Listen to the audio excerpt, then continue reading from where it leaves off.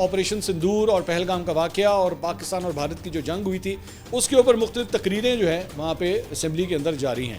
اب وہاں پہ وفاقی وزیر داخلہ جو ان کے وفاقی وزیر داخلہ ہیں امت شاہ, انہوں نے پارلیمنٹ میں کہا کہ جی پہلگام حملے میں ملوث 3 افراد کو مقبوضہ جموں و کشمیر میں آپریشن مہادیو کے دوران سیکیورٹی فورسز نے مارا ہے. انہوں نے کہا کہ جی کل آرمی, CRPF اور جموں و کشمیر پولیس کے مشترکہ آپریشن میں 3 افراد جن کی شناخت سلیمان, اغوان اور جبران کے طور پہ ہوئی ہے وہ مارے گئے ہیں. انہوں نے کہا کہ میں پارلیمنٹ اور قوم کو بتانا چاہتا ہوں کہ جو ہمارے شہریوں کو بیسران وادی میں قتل کیا یہ تینوں انہی میں شامل تھے اور انہیں مار دیا گیا ہے. حکومت نے کیسے تصدیق کی اس حوالے سے انہوں نے کہا کہ جی پہلے ان افراد کو گرفتار کیا جو ان کو پناہ دے رہے تھے. جب ان کے جسم سری نگر لائے گئے تو ہم نے ان سے ان کی شناخت کرائی کہ یہ وہی لوگ ہیں. مزید تصدیق کے لیے پہلگام حملے کی جگہ سے ملنے والی گولیوں کے خول کی فورنزک رپورٹ استعمال کی گئی.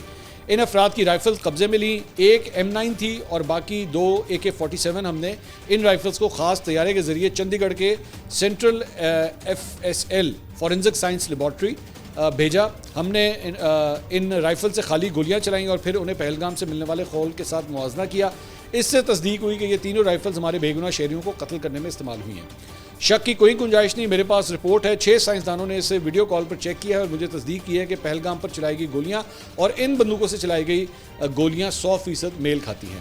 اپوزیشن کو نشانہ بناتے ہوئے انہوں نے کہا کہ انہیں توقع تھی کہ پہلگام کے قاتلوں کی ہلاکت کی خبر سیاسی جماعتوں کی دونوں طرف سے جشن کے طور پہ منائی جائے گی, لیکن ان کے چہرے پر سیاہی پڑ گئی.